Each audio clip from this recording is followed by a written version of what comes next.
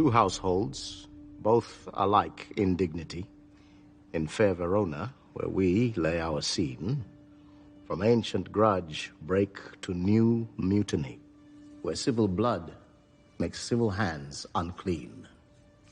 From forth the fatal loins of these two foes, a pair of star-crossed lovers take their life, whose misadventured piteous overthrows do with their death bury their parents' strife. The fearful passage of their death-marked love and the continuance of their parents' rage, which but their children's end naught could remove, is now the 2 hours' traffic of our stage.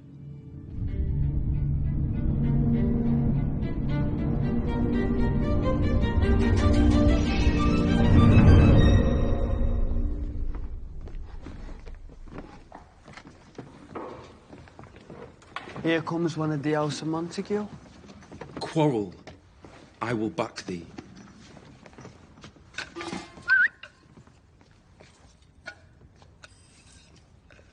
I strike quickly, being moved. But thou art not quickly moved to strike.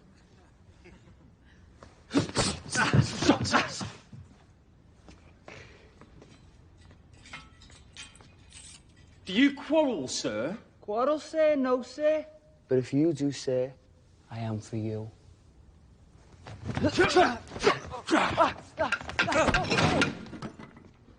Part, fools. Put up your swords. You know not what you do. What? Art thou drawn amongst these heartless hinds? I do but keep the peace. Put up thy sword. What? Drawn and talk of peace? I hate the word, as I hate hell. All Montagues and thee.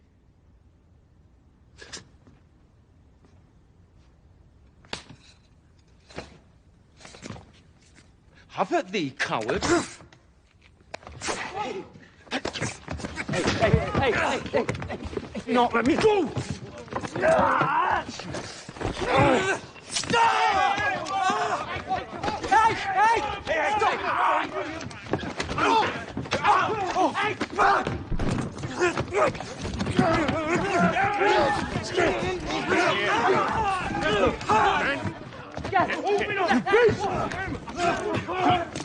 On pain of torture, from your bloody hand, throw your mistempered weapon to the ground. And hear the sentence of your moved prince. 3 civil brawls, bred of an airy word by thee, both Montague and Capulet, have thrice disturbed the quiet of our streets, and made Verona's ancient citizens cast by their grave beseeming ornaments to wield old partisans, in hands as old cankered with peace to part your cankered hate.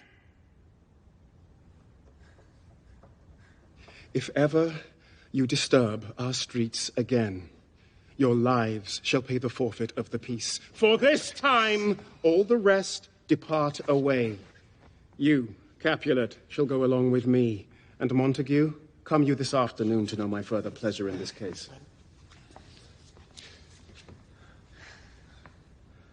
Once more, on pain of death, all men depart.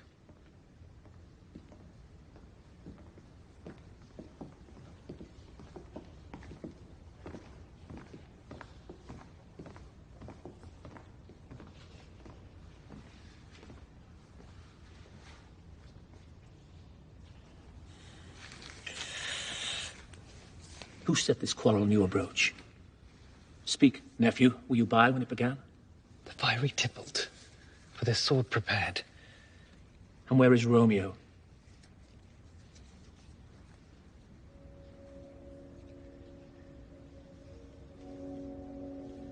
Black and portentous must this humour prove, unless good counsel may the cause remove.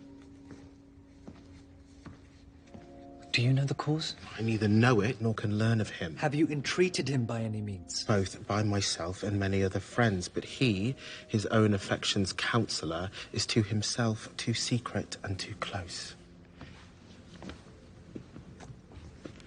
I'll know his grievance or be much denied.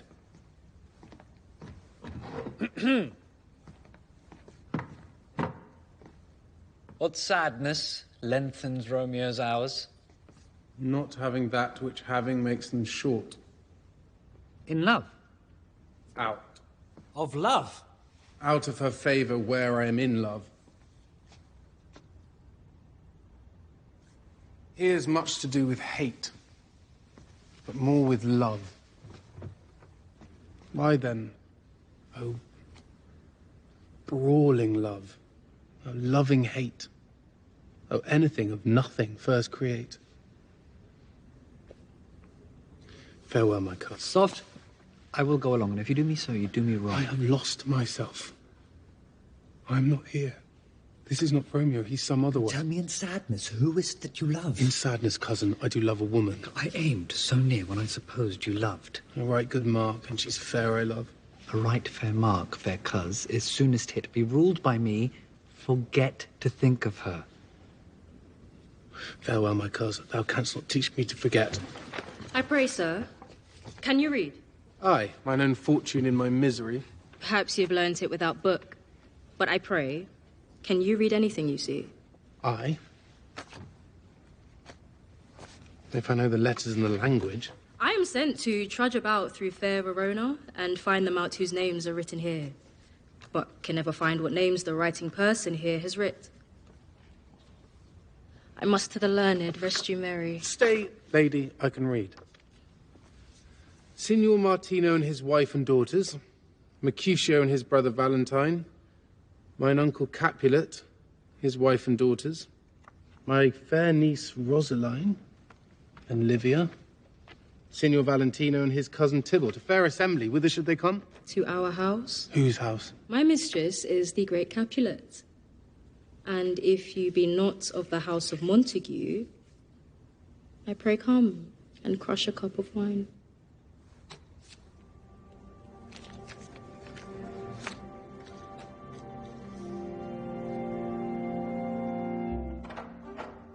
But Montague is bound as well as I, in penalty alike. And 'tis not hard, I think, for those so old as we to keep the peace. Of honourable reckoning are you both, and pity 'tis you lived at odds so long. But now, lady, what say you to my suit? But saying o'er what I have said before, that too soon marred are those so quickly married. My child is yet a stranger to this world. She is the hopeful lady of my earth.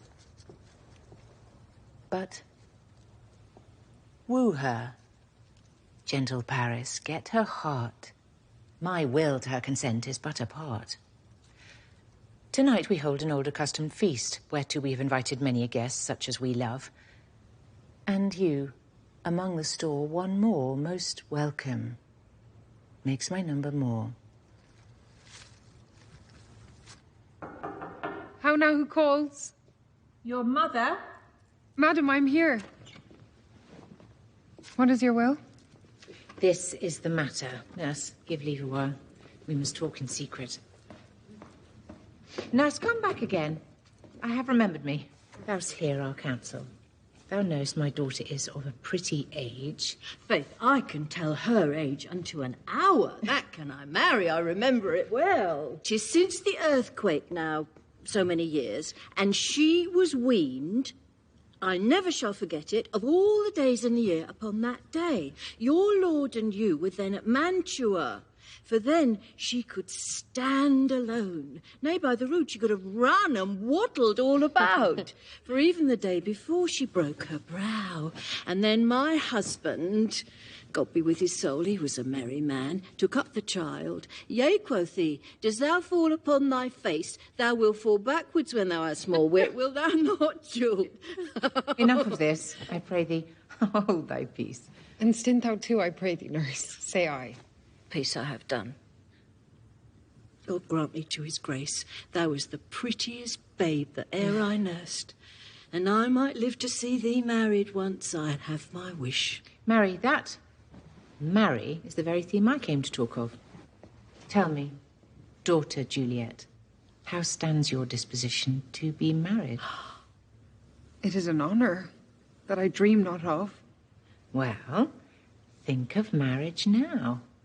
Younger than you, here in Verona, ladies of esteem are made already mothers. By my count, I was your mother.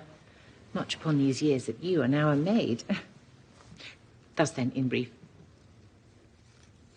valiant Paris seeks you for his love. Oh, a man! Young lady, such a man as all the world.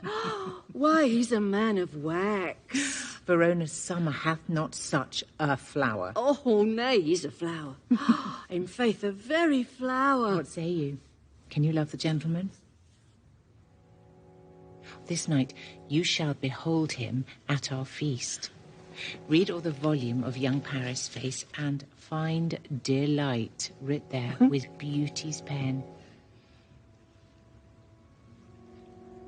Speak, briefly. I look to like, if looking liking move. But no more deep will I endart mine eye than your consent gives strength to make it fly.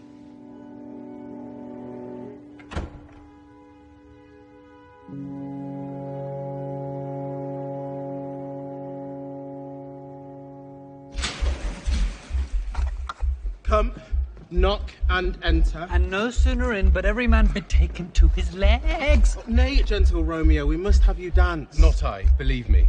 You have dancing shoes with nimble soles. I have a soul of lead. So stakes me to the ground, I cannot move. You are a lover. Borrow Cupid's wings and soar with them above a common bound. And we mean well in going to this masque, but 'tis no whit to go. Why, may one ask? I dreamt a dream tonight. And so did I. Well, what was yours? That dreamers often lie in bed asleep while they do dream things true. Oh. Then I see Queen Mab hath been with you. She is the fairy's midwife, and she comes in shape no bigger than an agate stone on the forefinger of an alderman, drawn with a team of little atomi over men's noses as they lie asleep. Her chariot is an empty hazelnut, made by the joiner squirrel, or old grub.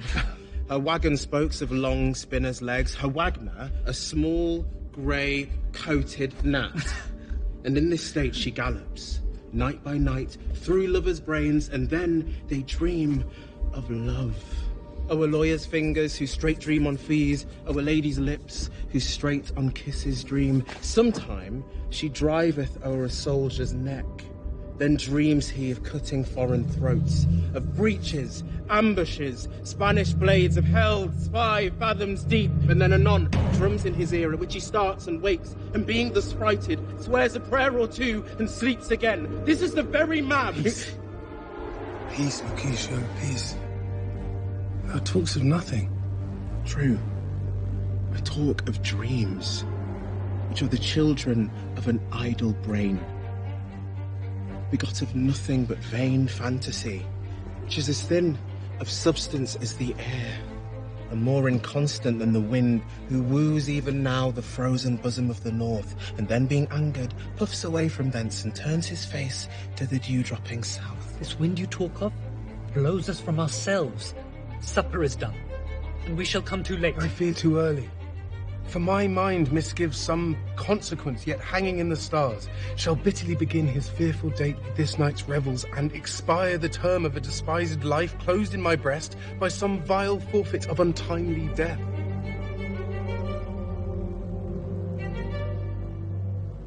But he that hath the steerage of my course, direct my suit.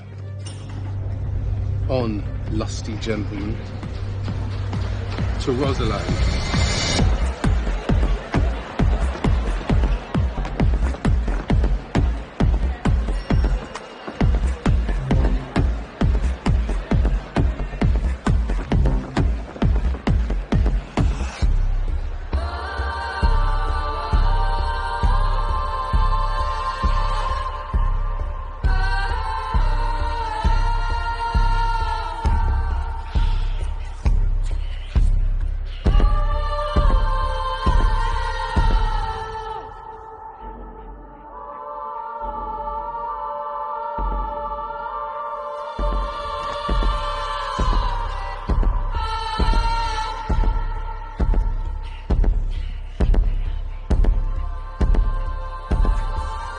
What lady is that? I know not, cousin. Did my heart love till now, forswear its sight, for I ne'er saw true beauty till this night.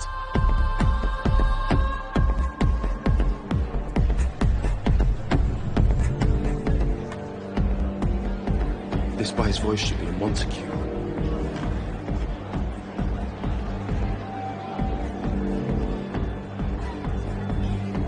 What dares the slave come hither covered with an antic face, to fleer and scorn at our solemnity? Now, by the stock and honour of my kin, to striking dead I hold it not a sin. Fetch me my knife.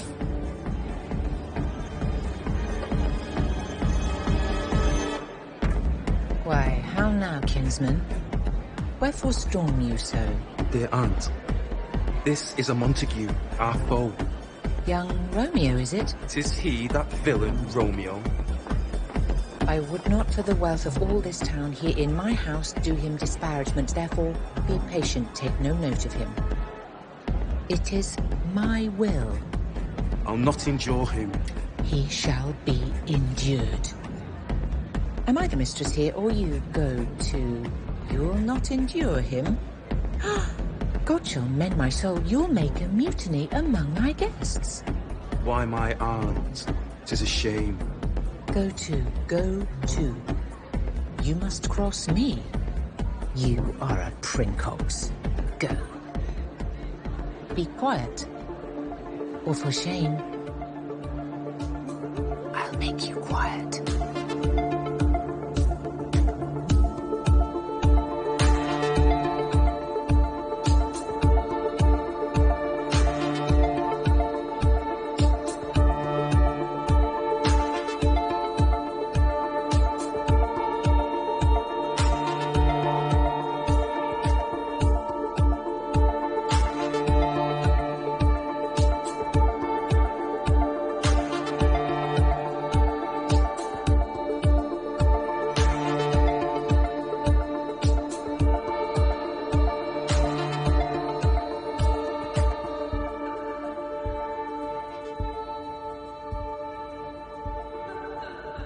If I profane with my unworthiest hand this holy shrine, the gentle vine is this, my lips. Two blushing pilgrims ready stand to smooth that rough touch, the tender kiss. Good pilgrim, you do wrong your hand too much. Which manly devotion shows in this? Saints have hands, pilgrims' hands do touch. And palm to palm is holy palmer's kiss.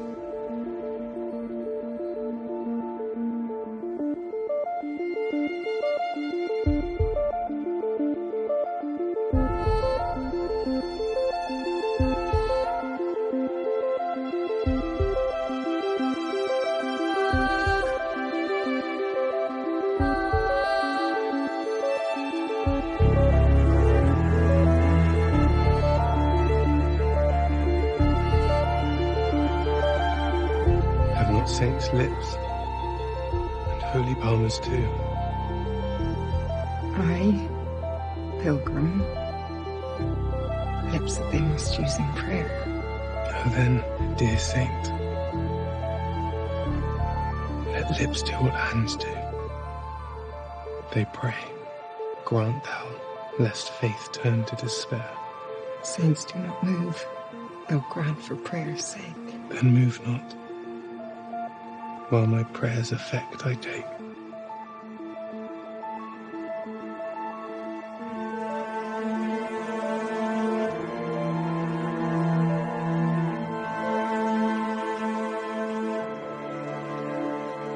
Thus from my lips, by yours, my sin is purged. And have my lips the sin that they have took. O trespass sweetly urged, give me my sin again.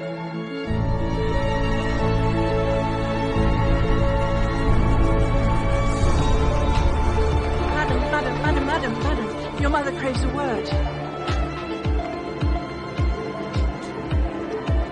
What is her mother? Her mother is the lady of the house. She is a Capulet. Oh, dear account, my life is my foe's debt. Away, be gone. His name is Romeo and a Montague, the only son of your great enemy.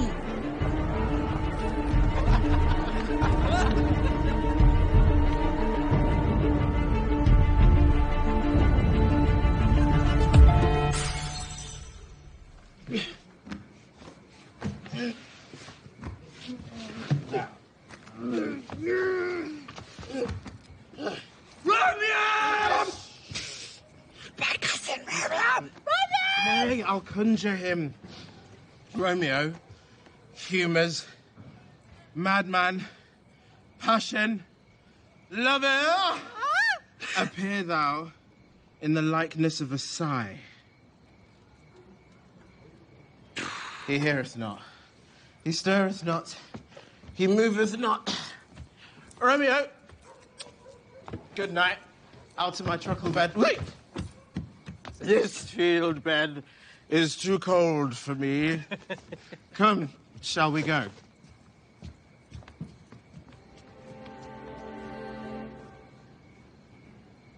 Can I go forward when my heart is here?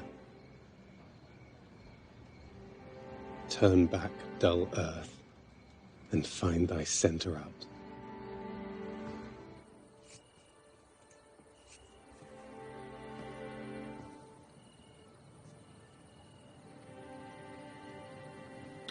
Romeo, Romeo, wherefore art thou Romeo?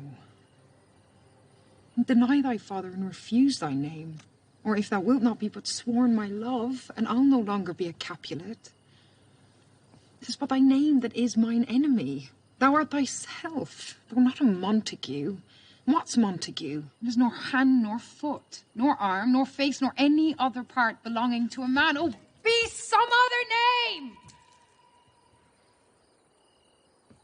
What's in a name? That which we call a rose by any other word would smell as sweet. So Romeo would, were he not Romeo called, retain that dear perfection which he owes. Without that title, Romeo doff thy name. And for thy name, which is no part of thee, take all myself. I'll take thee at thy word. Call me but love, and I'll be new baptized. Henceforth, I never will be Romeo. What man art thou? By a name, I know not how to tell thee who I am. Art thou not Romeo and a Montague? Neither, fair maid, if either thee dislike. How camest thou hither? Tell me, and wherefore? This place is death, considering who thou art. If any of my kinsmen find thee here... With love's light wings did I o'erperch these walls, for stony limits cannot hold love out. And what love can do that dares love attempt, therefore thy kinsmen are no stop to me. If they do see thee, they will murder thee. I have night's cloak to hide me from their sight, and but thou love me, let them find me here. My life were better ended by their hate than death prorogued wanting of thy love. Thou knowest the mask of night is on my face. Else would a maiden blush bepaint my cheek with that which thou hast heard me speak tonight. Dost thou love me? I know thou wilt say aye, and I will take thy word. Yet if thou swearest, thou mayst prove false. Gentle Romeo, if thou dost love, pronounce it faithfully. By yonder blessed moon I vow that tips with silver all the fruit treetops. Swear not by the moon. The inconstant moon? That monthly changes in her circled orb, lest that thy love prove likewise variable. What shall I swear by? Do not swear at all. Although I joy in thee, I've no joy in this contract tonight. It is too rash, too unadvised, too sudden, too like the lightning, which doth cease to be ere one can say it lightens. Sweet, good night. Oh, wilt thou leave me so unsatisfied? What satisfaction canst thou have tonight? The exchange of thy love's faithful vow for mine. I gave thee mine, before thou didst request it. And yet I would it were to give again. Wouldst thou withdraw it? For what purpose, love? But to be frank and give it thee again. And yet I wish but for the thing I have. My bounty is as boundless as the sea, my love as deep. The more I give to thee, the more I have. For both are infinite. I hear some noise within. Dear love, adieu. Anon, good nurse. Sweet Montague, be true, stay but a little. I will come again. I am afeard. Being in night, all this is but a dream, too flattering sweet to be substantial. If that thy bent of love be honourable, thy purpose marriage, send word for me tomorrow by one that I'll procure to come to thee. Where and what time thou wilt perform the rite, and all my fortunes at thy foot I'll lay, and follow thee, my lord, throughout the world. Anon, I come. Romeo. My dear. At what o'clock tomorrow shall I send to thee? By the hour of 9. I will not fail.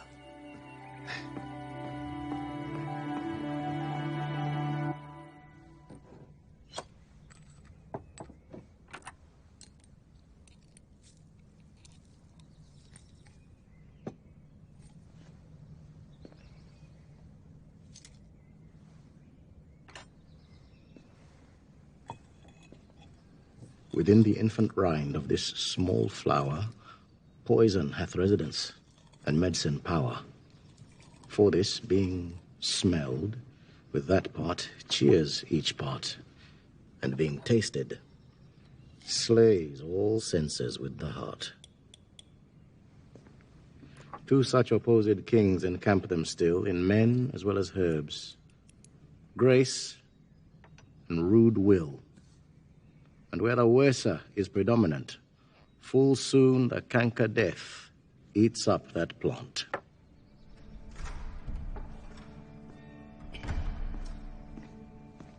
Good morrow, Father. Benedicite, what early tongue so sweet saluteth me? My friend, it argues a distempered head so soon to bid good morrow to thy bed. Therefore, thy earliness doth me assure that thou art uproused by some distemperature. Or, if not so, then here I hit it right. Our Romeo hath not been in bed tonight. That last is true. The sweeter rest was mine. God pardon sin. Wast thou with Rosaline? With Rosaline, ghostly father, no. I have forgot that name, and that name's woe. That's my good son. But where hast thou been, then? I have been feasting with mine enemy, where on a sudden one hath wounded me that's by me wounded. Both are remedies within thy help and holy physic lies. Be plain, good son, and homely in thy drift. Riddling confession finds but riddling shrift. Then plainly know my heart's dear love is set on the fair daughter of rich Capulet. As mine on hers, so hers is set on mine. And all combine, save what thou must combine by holy marriage. Holy Saint Francis, what a change is here. Is Rosaline that thou didst love so dear, so soon forsaken? Her I love now doth grace for grace and love for love allow. The other did not so. Oh, she knew well thy love did read by rote that could not spell. But, come, young waverer, come, go with me. In one respect, I'll thy assistant be, for this alliance may so happy prove to turn your household's rancor to pure love. Where the devil should this Romeo be? Came he not home tonight? Well, to his father's. I spoke with his man. Tybalt, the kinsman to the Capulets, has sent a letter to his father's house. A challenge. Romeo will answer it. Is he a man to encounter Tybalt? Why, what is Tybalt? More than Prince of Cats. Oh, he's the courageous captain of compliments. He fights as you sing. Keeps time, distance, proportion. 1, 2, and the third in your bosom. Oh, Senor Romeo. You gave us the counterfeit fairly last night. Good morrow to you both. What counterfeit did I give you? The slip, sir. The slip. Pardon, good Mercutio, my business was great. And in such a case as mine, a man may strain courtesy. That's as much to say, such a case as yours constrains a man to bow in the hams. Peter? Anon. My fan, Peter. Good, Peter, to hide her face.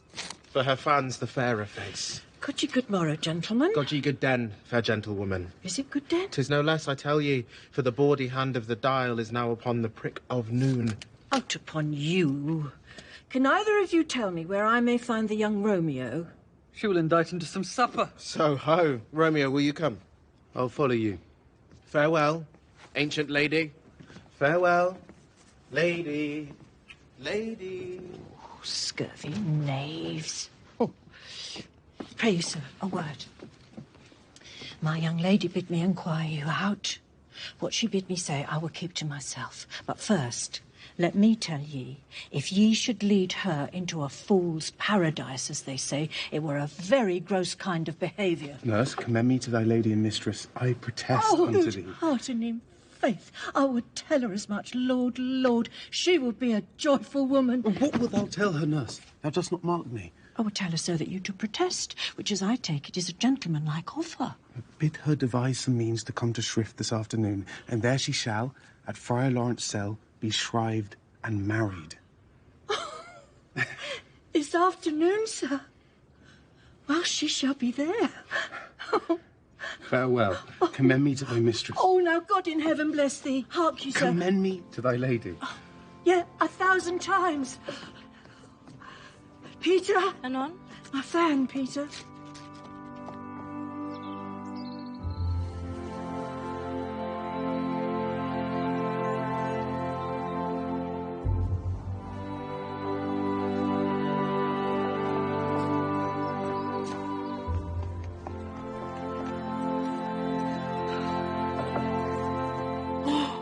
Honey nurse, what news hast thou met with him? Now, good sweet nurse.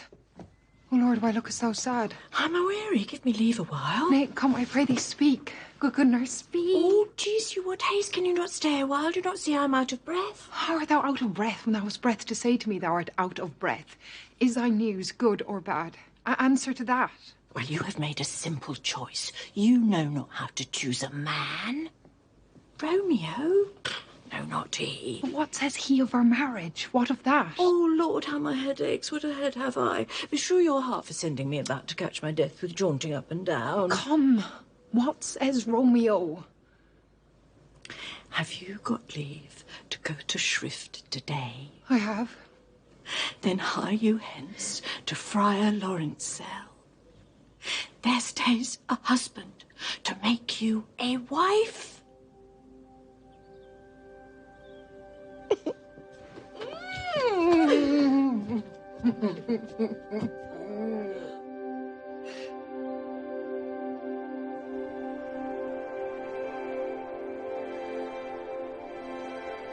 Good even to my ghostly confessor. Come, and we will make short work. For, by your leaves, you shall not stay alone at your holy church. Incorporate two in one.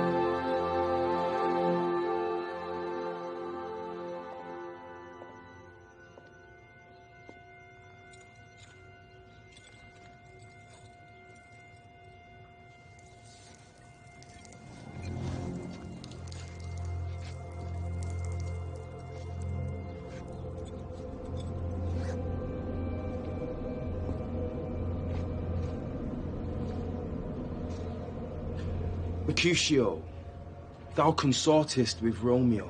Consort? What, dost thou make us minstrels, zoons? Consort! We talk here in the public haunt of men. Either withdraw unto some private place and reason coldly of your grievances, or else depart. Here all eyes gaze on us. Men's eyes were made to look, and let them gaze. I will not budge for no man's pleasure, I. Well, peace be with you, sir. Here comes my man. I'll be hanged, sir, if he wear your livery. Romeo, the love I bear thee can afford no better term than this. Thou art a villain. Tybalt, the reason I have to love thee doth much excuse the appertaining rage to such a greeting. Villain am I none. Therefore farewell, I see thou knowest me not. This shall not excuse the injuries that thou hast done me. Therefore turn and draw.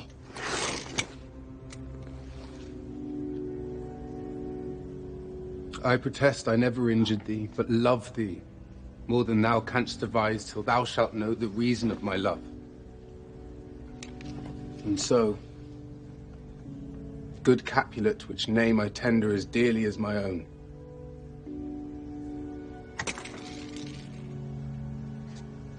Be satisfied.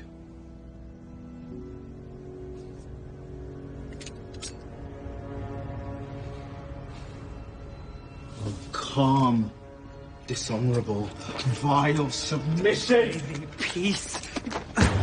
Tybalt, you rat-catcher, will you walk?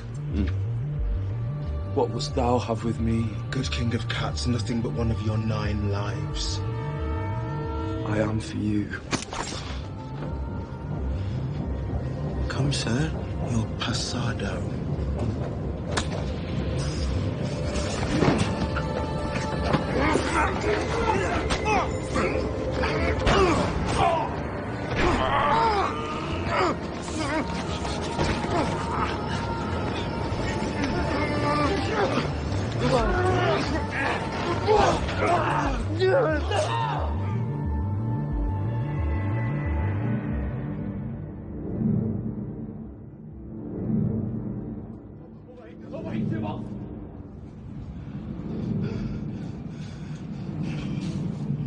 I am hurt.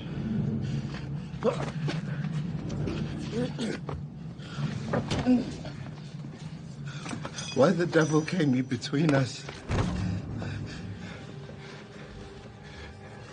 A plague of both your houses.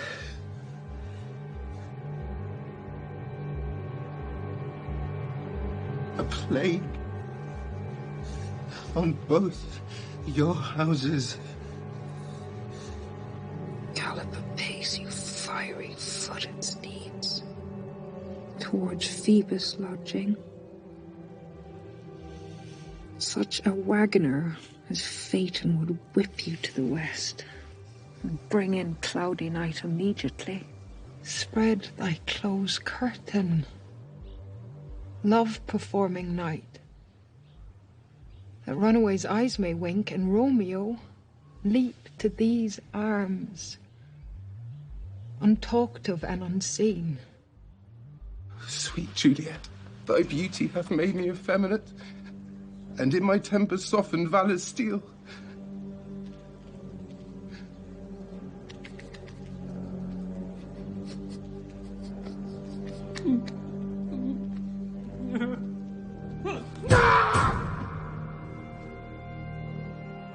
Lovers can see to do their amorous rites by their own beauties.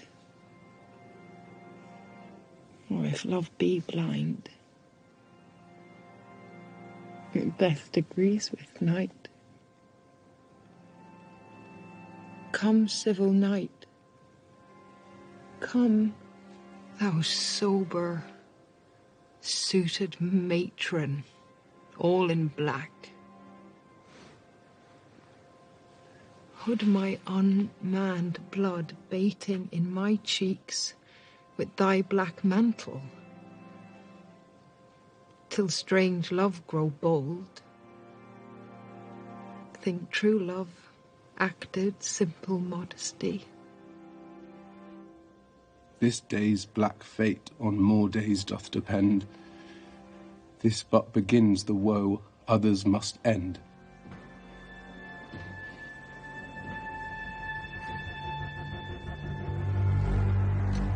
Alive in triumph, and Mercutio slain. Away to heaven, respective lenity and fire-eyed fury be my conduct now. Now, Tybalt.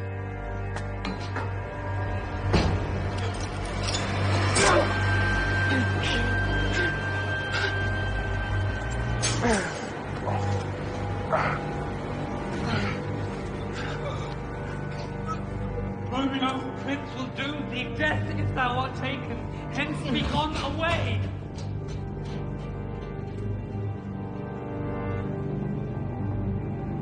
Come, gentle night. Come, loving, black-browed night. Give me my Romeo.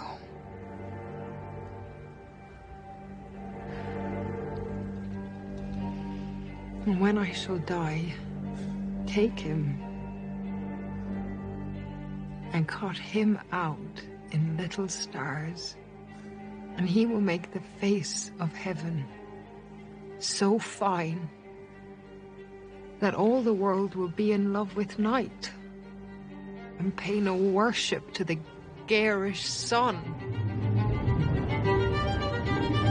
Where are the vile beginners of this fray?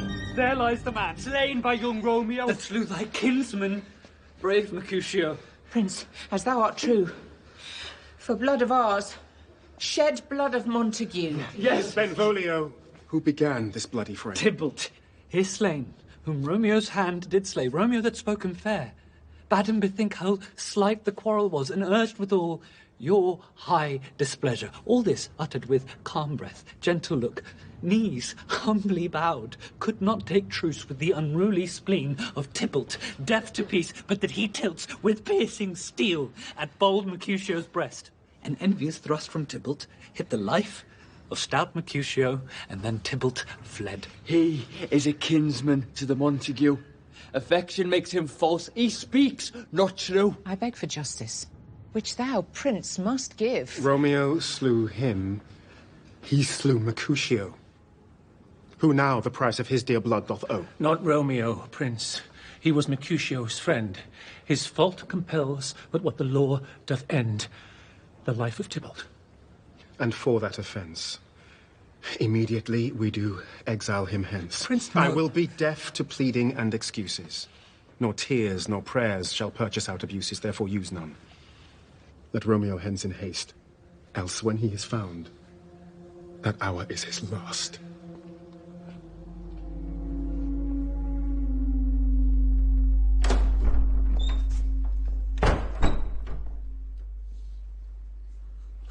Why dost thou wring thy hands?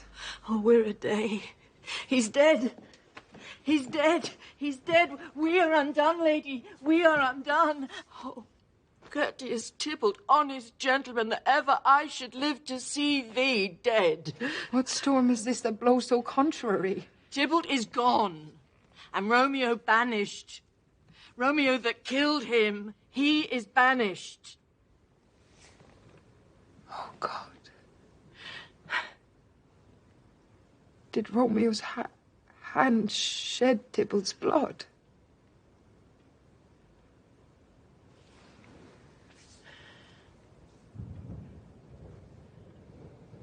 Serpent heart, hid with a flowering face. Oh, nature, what hadst thou to do in hell when thou didst bower the spirit of a fiend in mortal paradise of such sweet flesh? Was ever book containing such vile matter so fairly bound? Shame come to Romeo. Blessed be thy tongue for such a wish. He was not born to shame. Will you speak well of him that killed your cousin? Shall I speak ill of him that is my husband? Poor my lord, what tongue shall smooth thy name when I, thy 3 hours wife, have mangled it? But wherefore, villain, didst thou kill my cousin?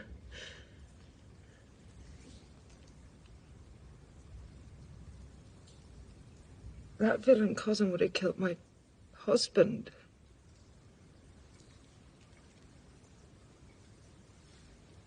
Back, foolish tears, back. To your native spring, your tributary drops belong to woe, which you mistaking offer up to joy. My husband lives, that Tybalt would have slain, and Tybalt's dead that would have slain my husband. All this is comfort. Wherefore weep I then? Some word there was, worser than Tybalt's death that murdered me. I would forget it fain, but oh, it presses to my memory like damned, guilty deeds to sinners' minds. Tybalt is dead, and Romeo is banished. Banished. That one word, banished, had slain 10,000 Tybalts. Tybalt's death was woe enough if it had ended there, but with a rearward following Tybalt's death, Romeo is banished.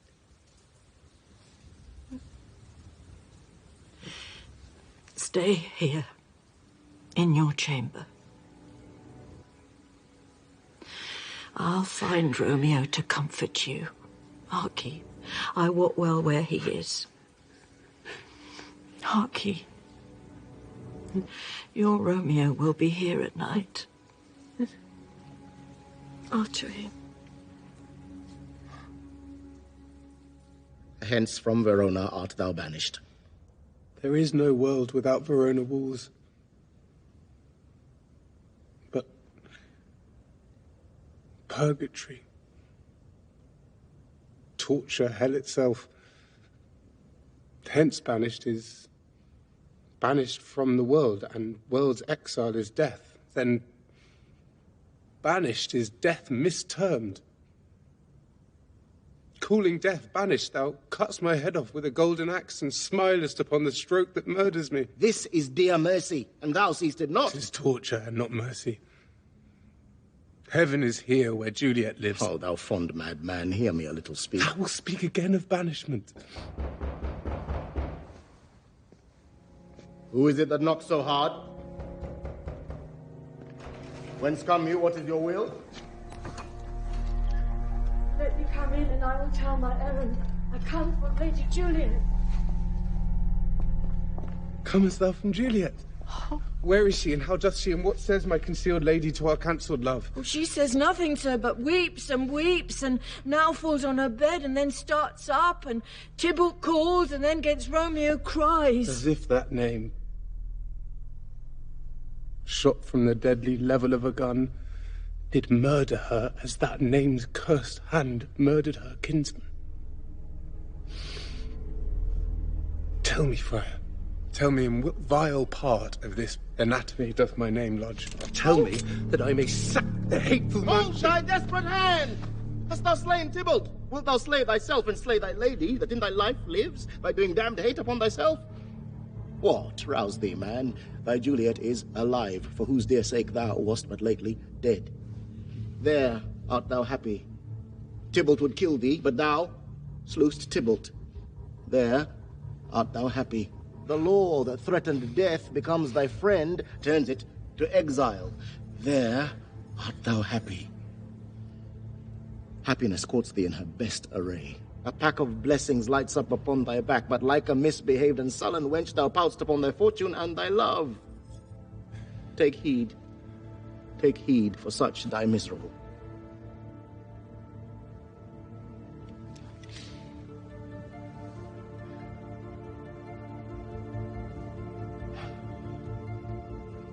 Go, get thee to thy love as was decreed. Ascend her chamber hence, and comfort her.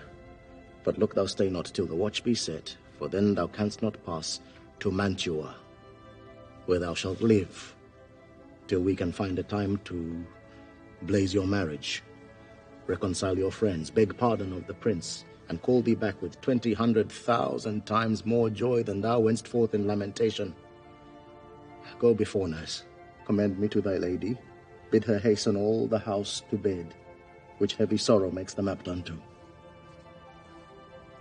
Romeo is coming.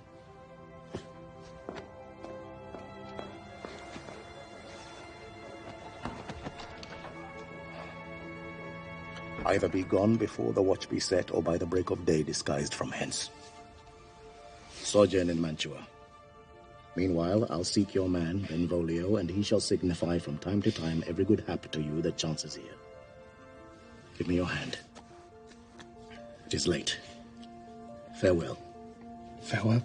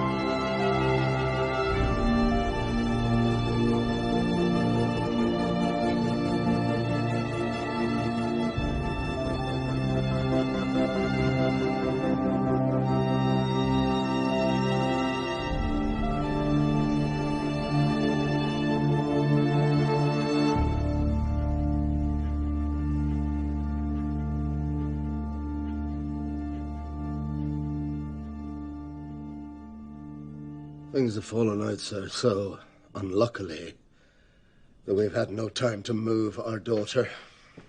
It is very late. She'll not come down tonight. I promise you, but for your company, I would have been about an hour ago. These times of woe afford no time to woo.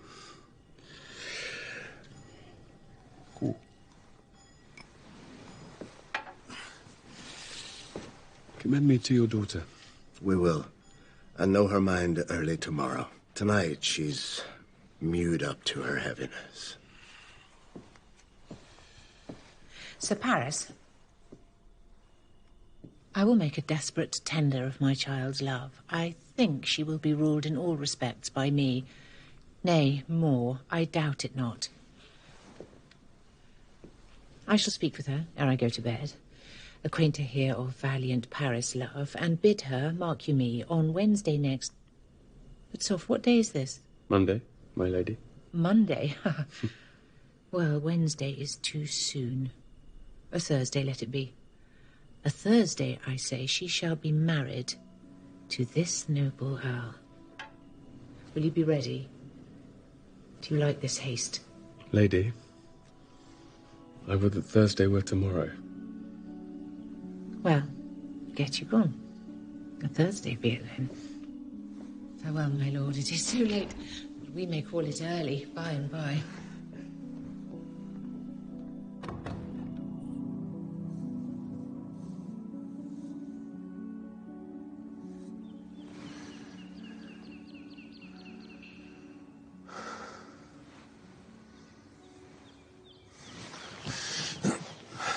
I must be gone and live, or stay and die. Yon light is not daylight. I know it. It is some meteor that the sun exhales to be to thee. This night a torchbearer and light thee on thy way to Mantua. Therefore stay yet. Thou needst not to be gone. Let me be ta'en. Let me be put to death.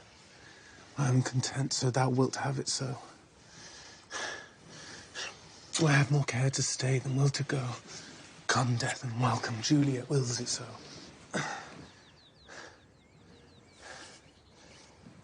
How is my soul?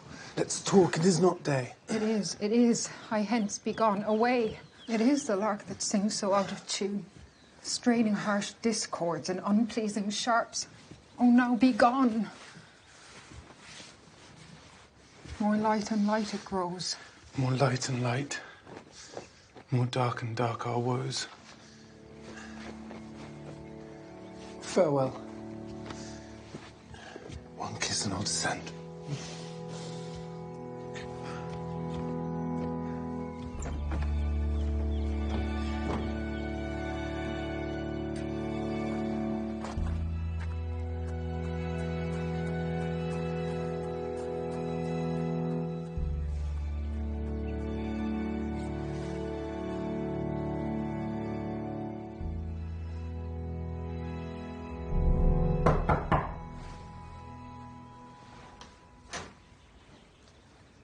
Why now, Juliet? Father, I'm not well. Ever more weeping for your cousin's death. What? Wilt thou wash him from his grave with tears? And if thou couldst not make him live, therefore have done. Some grief shows much of love, but much of grief shows still some want of wit. Yet let me weep for such a feeling loss. Oh, girl, thou weepst not so much for his death as that the villain lives which slaughtered him. But now I'll tell thee joyful tidings, girl. What are they, beseech your lordship? Well, thou hast a careful mother, child, one who, to put thee from thy heaviness, hath sorted out a sudden day of joy. Marry, my child, early next Thursday morn, the gallant young and noble gentleman, the County Paris, at St. Peter's Church shall happily make thee there a joyful bride. Now by St. Peter's Church and Peter too, he shall not make me there a joyful bride. I wonder at this haste, that I must marry ere he that should be husband comes to woo. I will not marry yet, and when I do, I swear it shall be Romeo, whom you know I hate, rather than Paris. These are news indeed. How now? A conduit, girl? What? Still in tears, evermore showering. How now, my lord? Have you delivered to her my decree? Aye, ma'am, but she will none. She gives you thanks.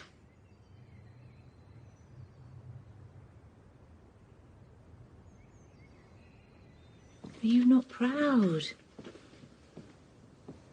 Do you not count yourself blessed, unworthy as you are, that I have brought so worthy a gentleman to be your bride? Not proud you have, but thankful that you have. Proud can I never be of what I hate. What is this? Proud, and I thank you not, and yet not proud. Mistress Minion, you thank me no thankings, nor proud me no prouds, but fettle your fine joints against Thursday next, to go with Paris to St. Peter's Church, or I'll drag thee on a hurdle thither. Good mother, I beseech you, on my knees, hear me with patience, but to speak a word. I tell thee what. Get thee to church o' Thursday, or never after look me in the face.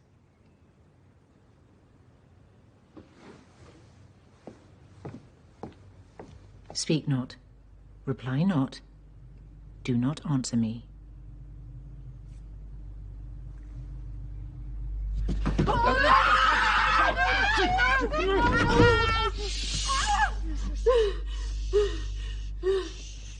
Lord, we scarce thought us blessed that God had lent us but this only child, but now I see this one is one too much. God in heaven bless her. You to blame, lady, to rate her so. Hold thy tongue. I speak no treason. Oh, God. Cannot one speak? Peace! You mumbling fool!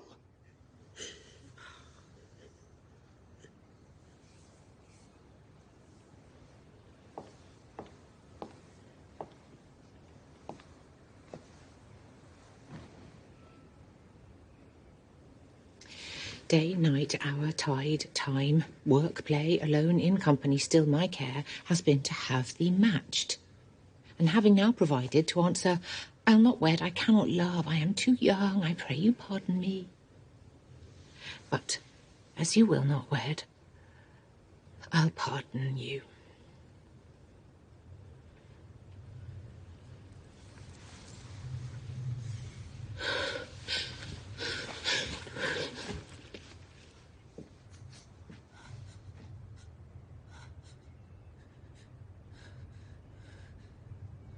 Graze where you will. You shall not house with me.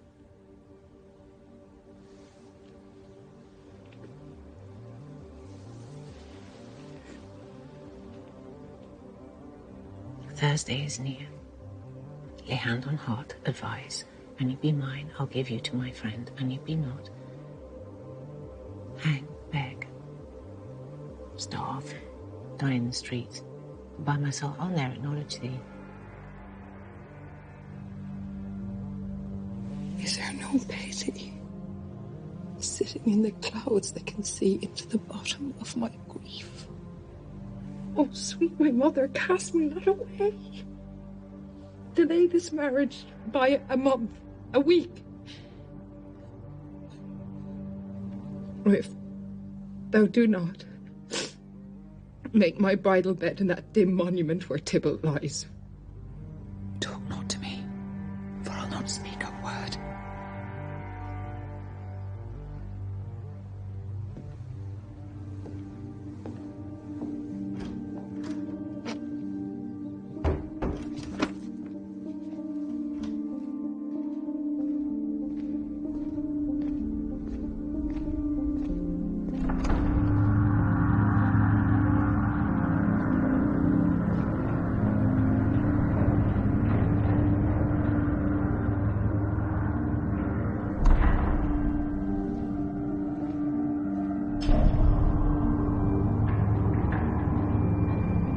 Romeo is banished, and all the world to nothing.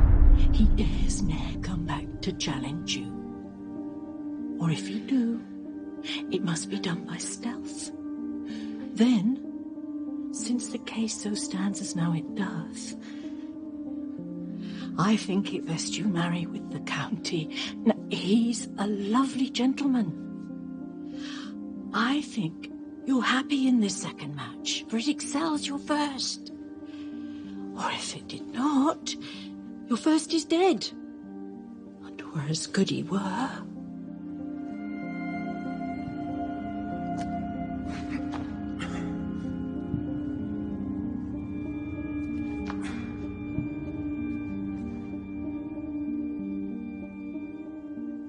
Speakest thou from thy heart? And from my soul too, or else beshrew them both.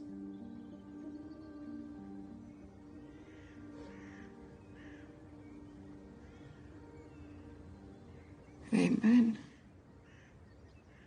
What? Well, you have comforted me marvellous much.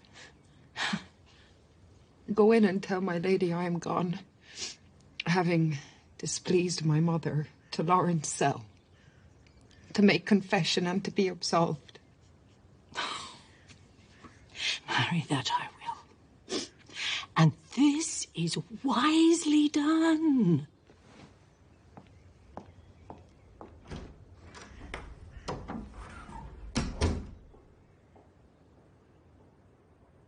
On Thursday, sir.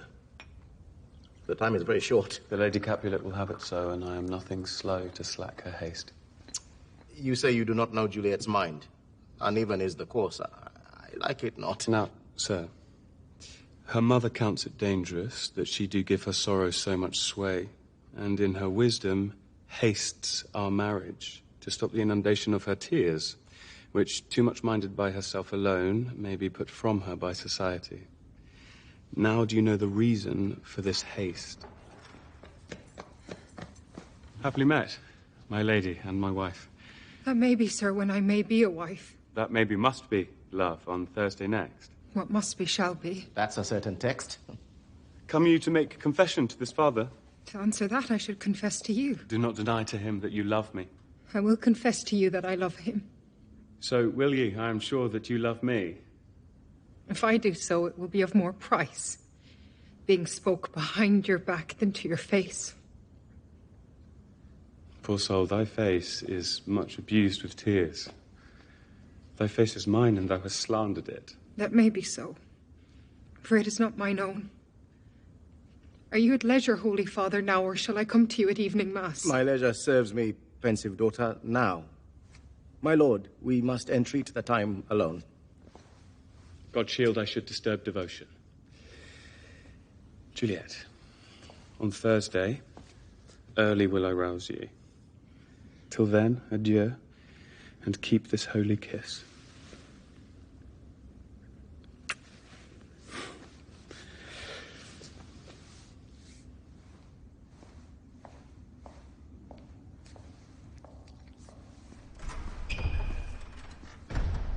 Past hope. Past cure, past help. Oh, Juliet, I already know thy grief.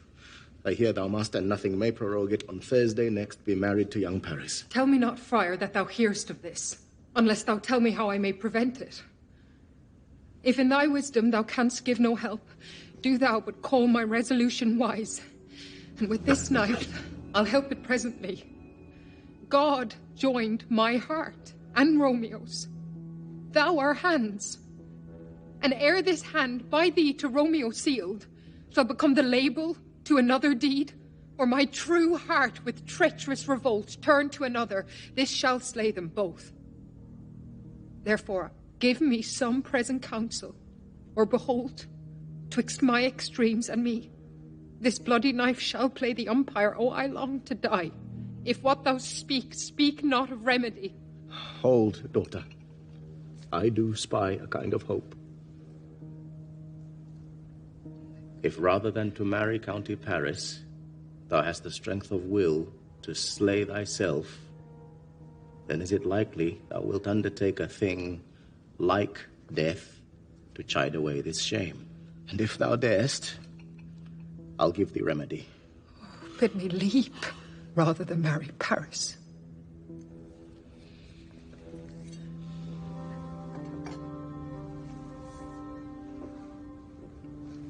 Hold then. Go home, be merry, give consent to marry Paris. Wednesday is tomorrow. Tomorrow night, look that thou lie alone. Let not the nurse lie with thee in thy chamber. Take thou this vial, being then in bed, and this distilling liquor drink thou off, when presently through all thy veins shall run a cold and drowsy humour, for no pulse shall keep his native progress but surcease. And in this borrowed likeness of shrunk death thou shalt continue 22 hours, and then awake as from a pleasant sleep. Now, when the bridegroom in the morning comes to rouse thee from thy bed, there art thou dead. Then, as the manner of our country is, thou shalt be borne to that same ancient vault where all the kindred of the Capulets lie. In the meantime, against thou shalt awake, shall Romeo, by my visit, know our drift, and hither shall he come.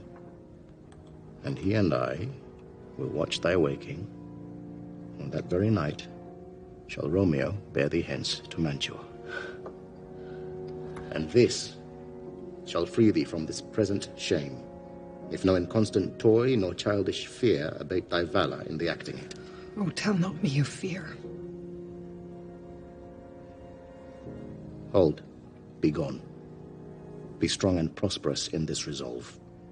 Tomorrow morning I will speed to Mantua with this message to thy lord. Love will give me strength, and strength will help afford.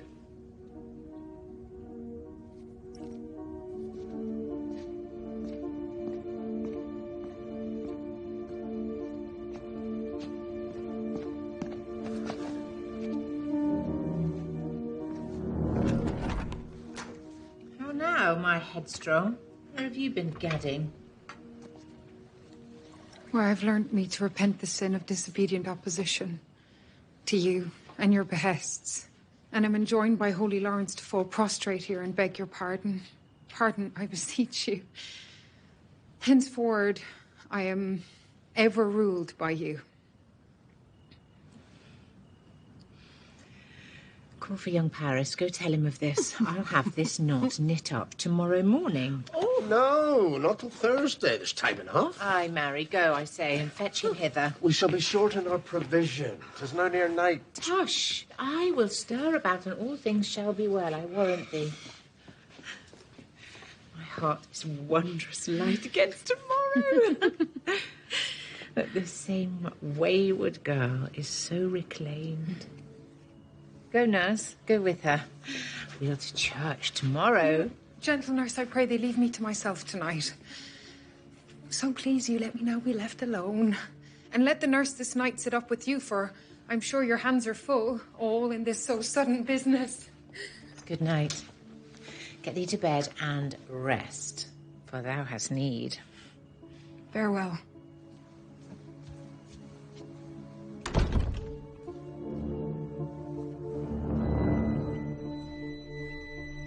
God knows when we shall meet again.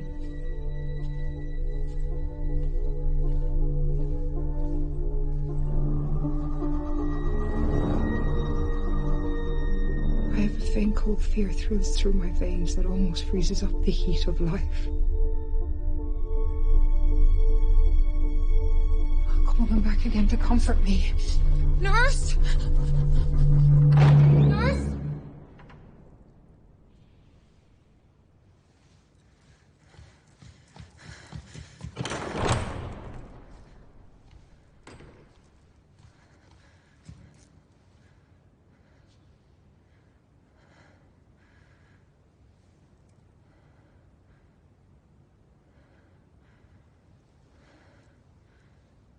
My dismal scene I needs must act alone. Come, vial.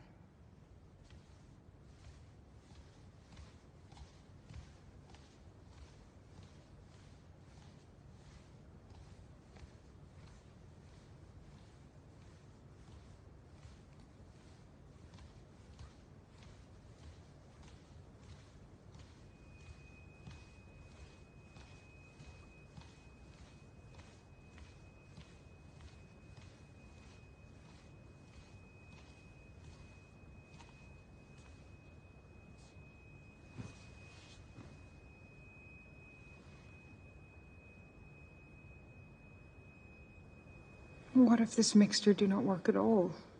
Shall I be married then tomorrow morning?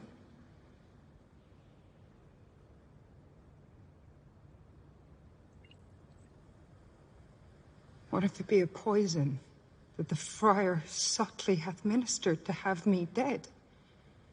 Lest in this marriage he should be dishonored because he married me before to Romeo.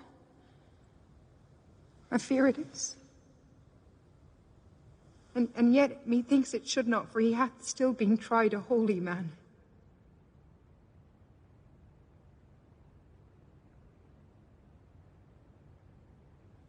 How if, when I am laid into the tomb,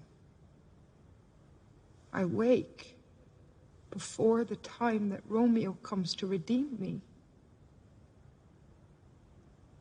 There's a fearful point. Shall I not then be stifled in the vault, and there die, strangled ere my Romeo comes?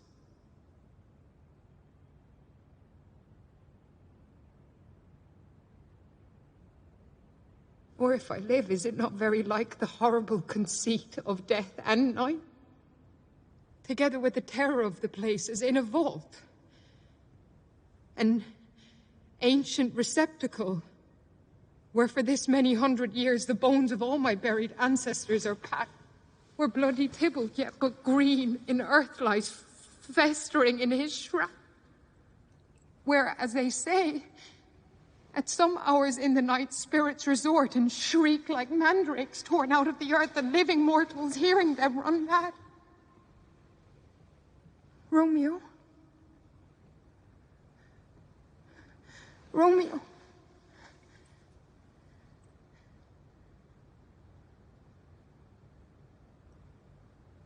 Romeo.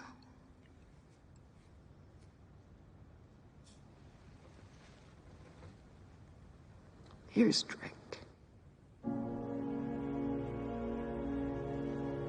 I drink to thee.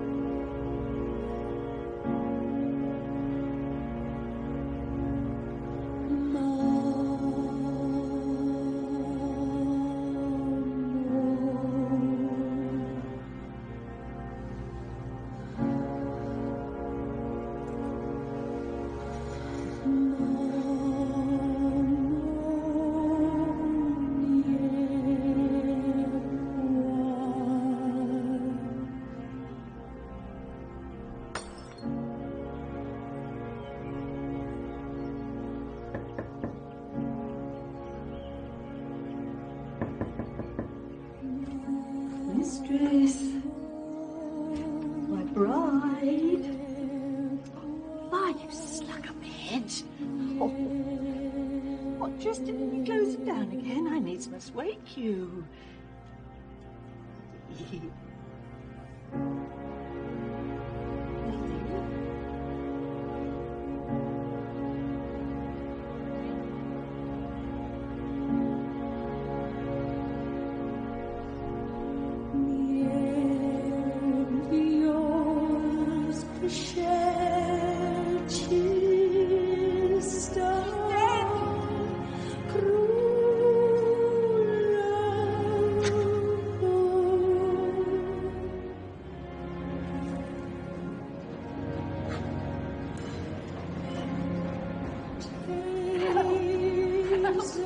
My lady's dead. Juliet is dead.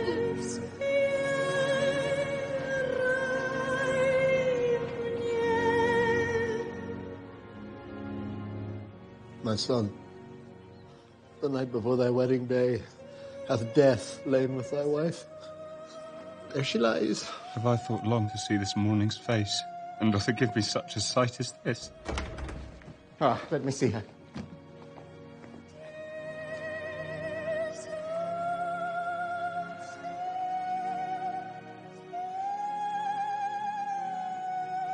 Out, alas. Oh, child. My child is dead, and with my child, my joys are buried. Peace, oh, for shame. Confusion's cure lives not in these confusions. Heaven and yourself had part in this fair maid. Now, heaven hath all, and all the better is it for the maid. Dry up your tears, and place your rosemary upon this fair corpse, and, as the custom is, in all her best array, bear her to church. Everyone, prepare to follow this fair corpse unto her grave.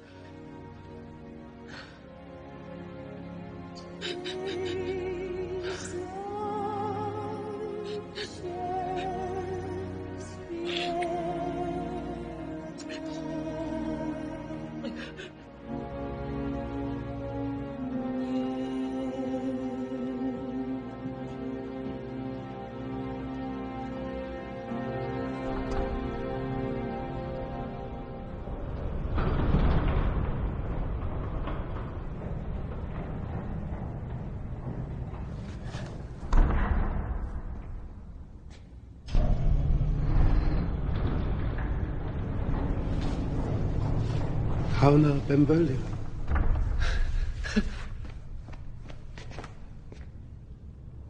News from Verona.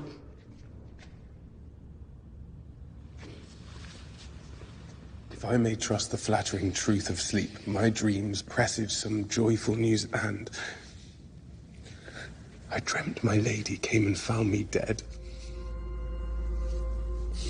Strange dream that gives a dead man leave to think. Then breathed such life with kisses in my lips that I revived and was an emperor.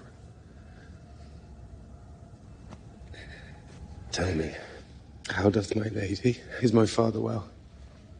How doth my Juliet? That I ask again, for nothing can be ill if she be well.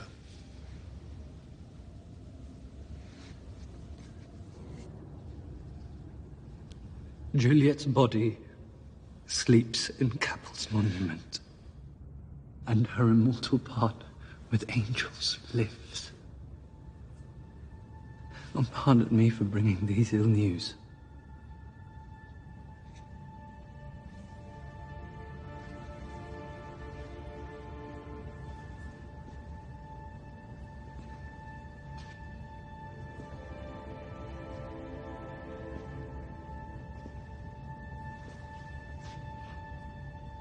Is it even so? Then I defy you, stars! Cousin, have patience!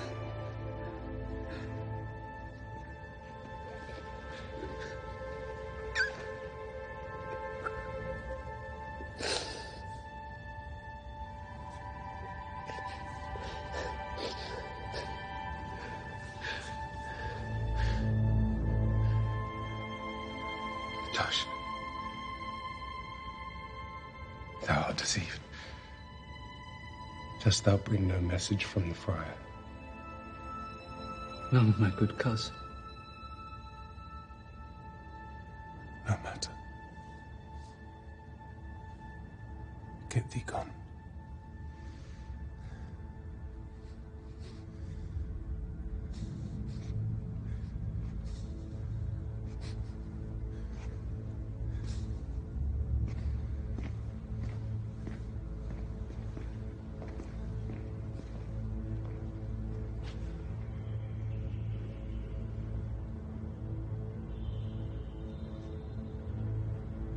O mischief, thou art swift to enter in the thoughts of desperate men.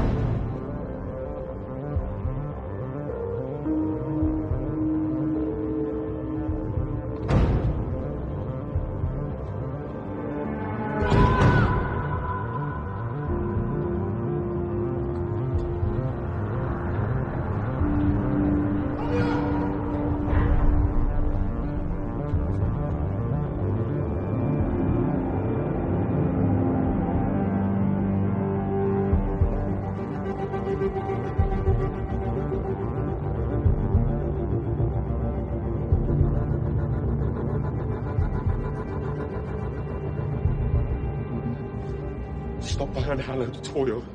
Vile Montague. Condemned villain, I do apprehend thee. Obey and go with me, for thou must die. I must indeed.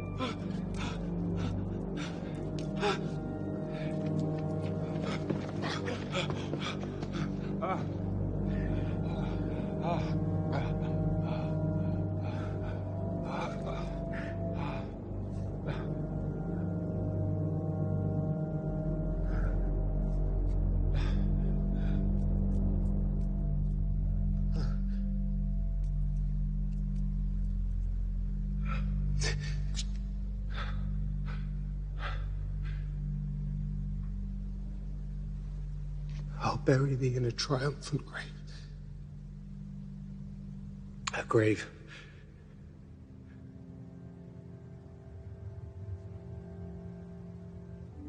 Nor know a lantern slaughtered youth. For here lies Juliet, and her beauty makes this vault a feasting presence full of light.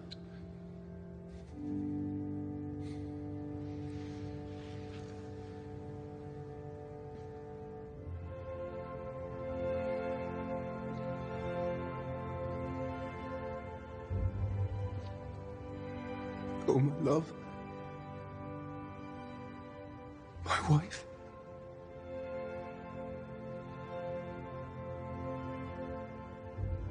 Why art thou yet so fair? Should I believe that unsubstantial death is amorous?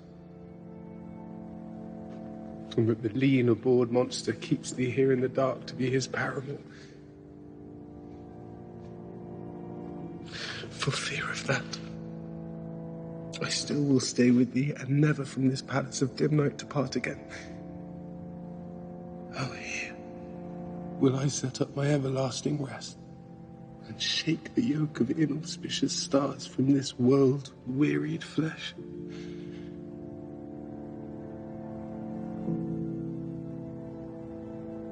Eyes, look your last.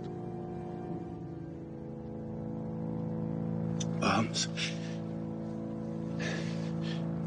take your last embrace. And lips, oh, you, the doors of breath, seal with a righteous kiss a dateless bargain to engrossing death.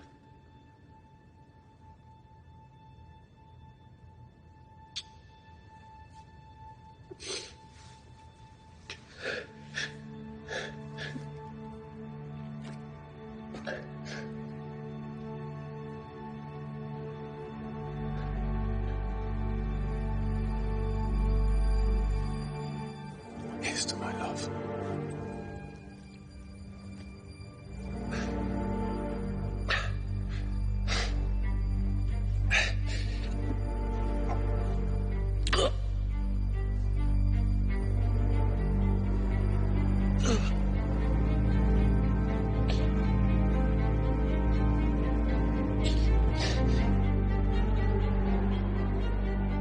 Thus with a kiss I die.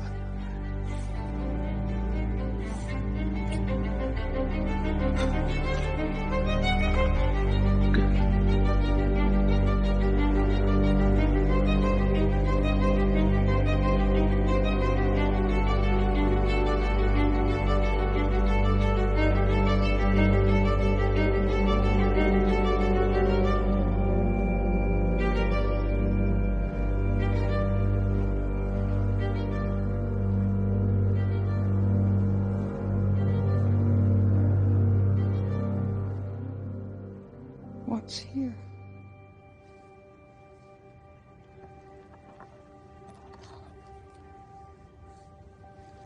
A cup closed in my true love's hand.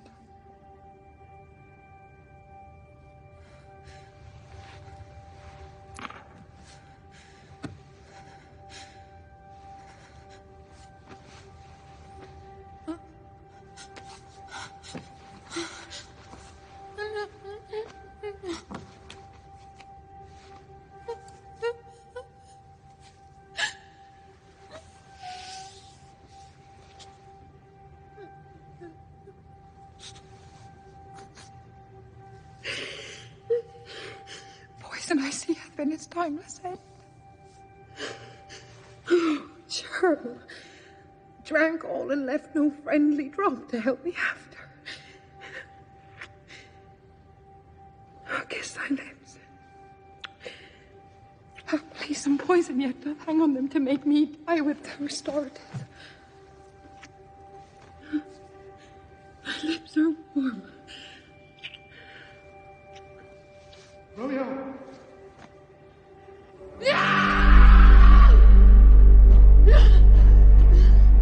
Oh, happy dagger.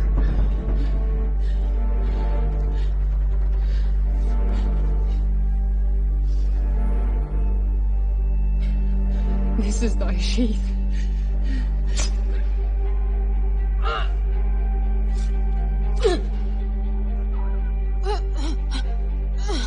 There, Rost. And let me die.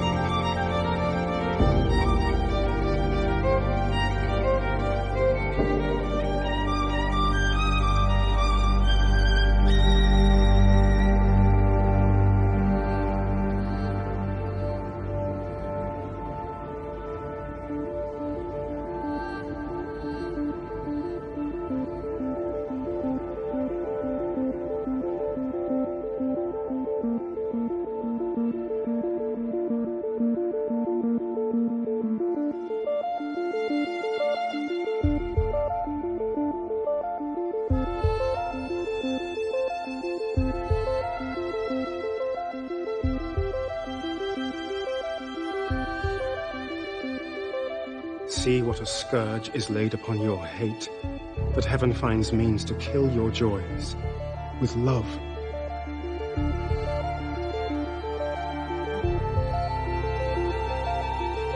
Seal up the mouth of outrage for a while, till we can clear these ambiguities and know their spring, their head, their true descent, and then will I be general of your woes and lead you even to death.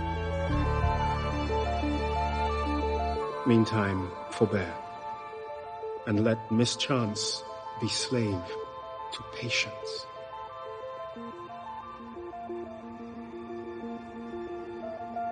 For never was a story of more woe than this of Juliet and her Romeo.